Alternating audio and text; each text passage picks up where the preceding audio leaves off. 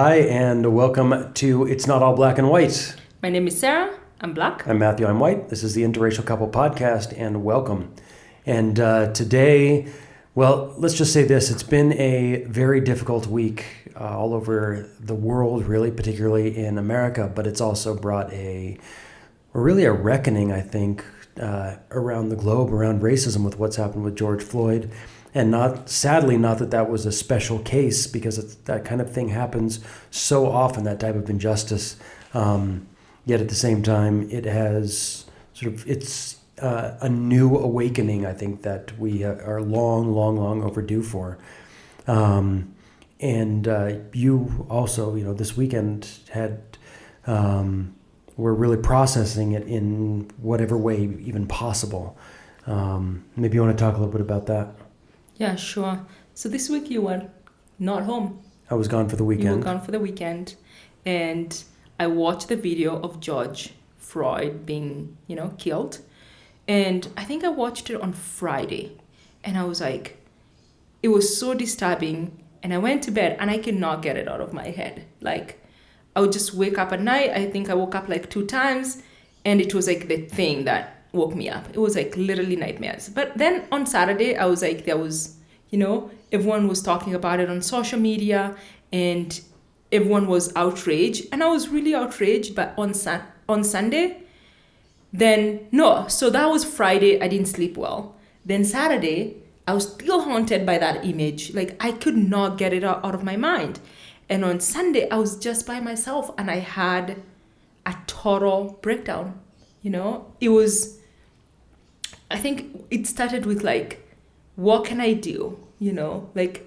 What can I do so this can stop happening? And I started to write an Instagram post. And as I'm writing the Instagram post, I just started sobbing, and I was by myself. So it was nice. I could just cry.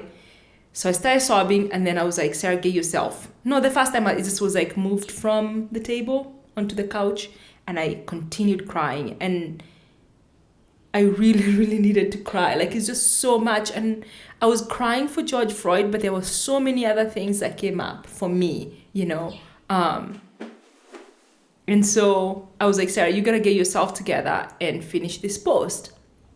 And then I could not finish the post. I kid you not, I cried for like 3 hours on and off by myself. And I was just like, how can we as a society let this happen? Like, it's happened so many times where I just watch these videos on social media and I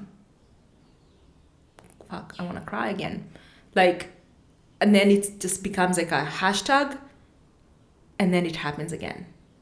And we all forget about it. We go back to our lives and it happens again. And like, I just kept asking myself, like, why are people not doing anything? Like,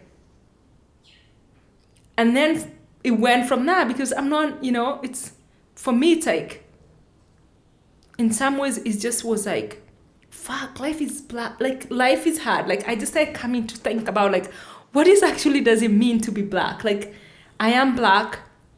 I am African, I'm Kenyan, I'm a Kikuyu. But what does it actually mean to be black? It's like, I just feel like we all have like this struggle from colonization to slavery to like not having a safe space for black people, I don't feel like there's anywhere in the world where you go where as a black person you feel okay, like you feel safe. In America, it's so like the racism and like everything that happens is so fucking intense. And probably I shouldn't cuss on this podcast, but it's okay. Then you come to Kenya and our leaders fucking suck. I just want an Israel for black people, and I know that sounds crazy because Israel is not a safe country, but I feel like I want a safe haven for black people. Like, I am so tired. I am so tired of watching these videos. I am so tired of reading I cannot read another social media post at like where we are at this point. Like, I'm just so frustrated and so angry, Anyway, that's my experience. That's what I'm going through right now. Right. And I think one of the things, at least because I was not here, so you called me and we were talking, and it was I think there were a few things. One was just for me also to give you the space, but then also you were just kind of going processing different pieces, because there was this piece of of people who you love and respect who were really speaking out in one way, which obviously is great, but the other side of that is, you even said, like, well, what are you doing about it? And I think we'll get back to that in a little bit later in this conversation, but what are you doing? And then the other side is kind of the hateful stuff. And then this kind of question of, okay, right, like, we see this, what happened today or this week. It's like, it actually happens all the time. It's all the time. And you can go through, and someone posted the other day just like hashtag after hashtag after hashtags of names of black people in America killed through police violence. And you just think, okay, well, so this is just another hashtag, like you said, and what are we doing? And then I think some of the other pieces of what can we do and what can we do that actually has a lasting impact. I just read even this morning when, it's like that, this kind of thing of, the system is broken, we need to fix it. And the reality is that no, the system is not broken. This is the system. And it actually requires a full rethinking, a reframing, right? Yeah. And the other thing too, like, as you're talking about like hashtags, is like, I've been open to having like different groups of people, conservatives on my page, who bring like the other opinions. Right, the stuff that you wouldn't be exposed to normally through your normal and I was friend like, group. Correct. Yeah. So, and I keep those, and I'm like, I'm gonna be open, but on Sunday, I hit my max. I snoozed all those people for 30 days. I was like, I will not listen to a white person telling me about riots and rooting. Like, I do not want to hear about it. It's like, this is not the conversation. The conversation is about not who's rooting and and like some small business being destroyed. Like, I am just gonna say on camera, I actually do not care. I do not care how many glasses are destroyed. Like, all I care about right now is like, I want black men to feel safe. And like, that's all I care about. Like, and if that's not the conversation you're having on my feed, and that's what I'm being shown, I'm snoozing you. Yeah.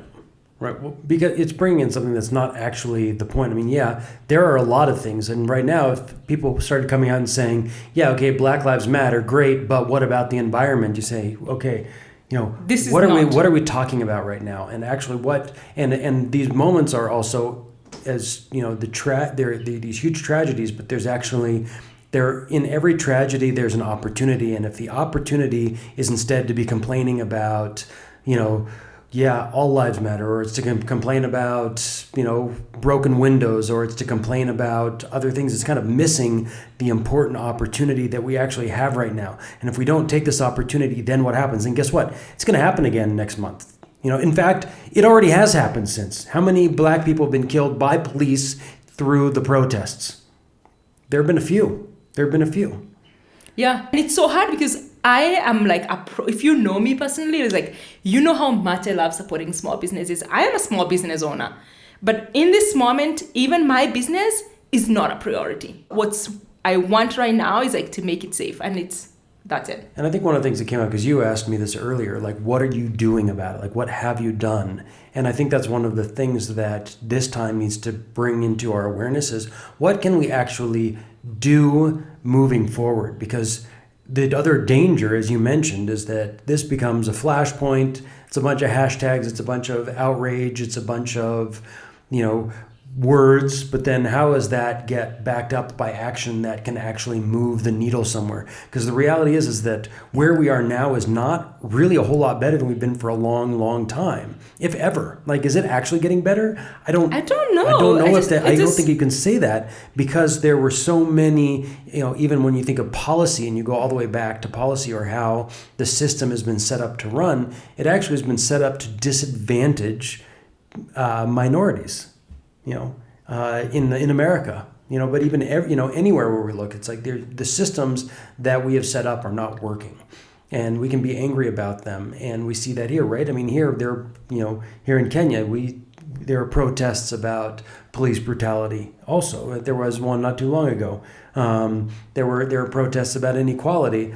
And then it just kind of goes back, and what can we actually do? It almost feels like that there's this mountain of a constant barrage of evil, I want to say, that's being thrown at us. And what can we do that actually moves us forward regularly? I think I asked you, like, what are you doing apart from like writing? Apart from posting, like I had to be like really honest. I was like, you as a white man, like, what are you doing